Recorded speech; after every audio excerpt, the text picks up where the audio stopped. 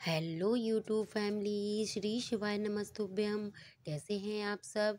मैं आशा करती हूँ कि आप सब अच्छे होंगे और जिस भी स्थिति में होंगे अपनी पढ़ाई को कर रहे होंगे। तो जो मैं आपको डेली दिखाती थी कि मेरे यहाँ नींबू का पेड़ लगा हुआ है, तो हमारे यहाँ इतनी तेज बारिश हुई कि बारिश में पूरा पेड़ नीचे गिर गया, क्योंकि उसमें नींबू इतने ज़्यादा लगे थे जिसकी वजन की वजह से वो पेड़ नीचे गिर गया। और इतने सारे नींबू अभी भी उसमें लगे हुए हैं, जिनको हम लोगों ने फिर एक एक करके निकाला है। इसी पेड़ में जो वो मधुमक्खी का छत्ता भी लगा हुआ था, तो आप देख सकते हैं कैसे वो छत्ता भी नीचे गिर गया और इतनी सारी मधुमक्खी उड़ रही थी कि नींबू तोड़ने में भी बड़ी प्रॉब्लम आ रही थी। उसमें घोंसला भी रखा हुआ था चिड़ियों का, लेकिन उसमें बच्चे नहीं थे। अभी ताज़ा-ताज़ा बनाया था चिड़ियों ने घोंसला। तो इस प्रकार ये नींबू हम लोगों ने निकाल लिए थे और ये छत्ता देखिए कैसा डला हुआ है। इसमें इतनी सारी मधुमक्खियाँ थी कि आखिर जब हम लोग इससे परेशान हो गए, तो फिर हमने इसके नीचे धुआँ वगैरह रखा, तब जाके ये मधुमक्खी निकली। तो बारिश से हमारे यहाँ इतना सारा ये नुकसान हो गया कि जो हमारे ये काफ़ी साल पुराना पेड़ था, 8-10 साल पुराना, आखिर वो आज बारिश की वजह से खराब हो गया था। ये सब साफ सफाई करने के बाद, नहाने के बाद फिर मैं अपना चूल्हा जलाने के लिए आ गई थी।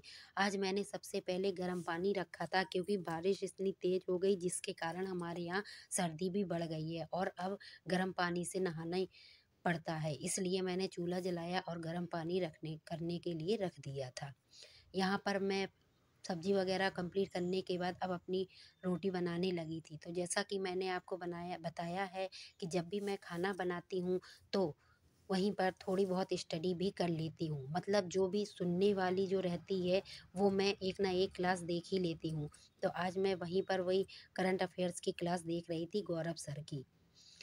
तो ऐसे मेरी स्टडी थोड़ी बहुत हो ही जाती है। हाँ, ये है पूर्ण रूप से नहीं होती, लेकिन थोड़ी बहुत तो हो ही जाती है। जब भी आप कुछ चीज़ सुनते हो तो आपको वो माइंड में रिमेंबर हो ही जाती है। इस प्रकार मेरा खाना भी कंप्लीट हो गया था और सारा काम फिनिश होने के बाद अब फाइनली मैं अपनी जो मेनली पढ़ाई होती है, मतलब फ़ोकस कहिए जिस पढ़ाई के लिए, उसके लिए आ गई थी। और यहाँ पर मैंने आपको टाइम भी दिखाया था कि 12:30 का समथिंग टाइम हो गया था और मैं यहाँ पर अपनी स्टडी के फर्स्ट स्लॉट में, समझ लीजिए, मैं आनंदपाल एक सर हैं, वो जीआईसी लेक्चर में उनकी अभी जॉइनिंग हुई है अंग्रेजी में। तो वो जीके जीएस का डेली एक प्रैक्टिस सेट करवाते हैं। तो मुझे अभी 1-2 दिन पहले इनका प्रैक्टिस सेट दिखा, तो मैंने चलो 25-30 मिनट का इनका रहता है, तो मैं प्रैक्टिस सेट आज से उन्हीं का लगाऊंगी। क्योंकि आप बुक पढ़ते हो तो बुक से आपको इतना अंदाज़ा नहीं रहता, जब तक कि आप कोई भी प्रैक्टिस सेट लगाओ और तो आपसे लगेगा कि हाँ, क्वेश्चन हमसे बन रहे हैं। इस प्रकार मैंने 30 मिनट का उनका प्रैक्टिस सेट लगाया। प्रैक्टिस सेट लगाने के बाद फिर मैं अपने दूसरी स्टडी के लिए आ गई थी। मतलब मेरा जो मेन सब्जेक्ट है समाजशास्त्र, उसके नोट्स जो मैंने बनाए थे मैं उनका रिवीज़न कर रही थी।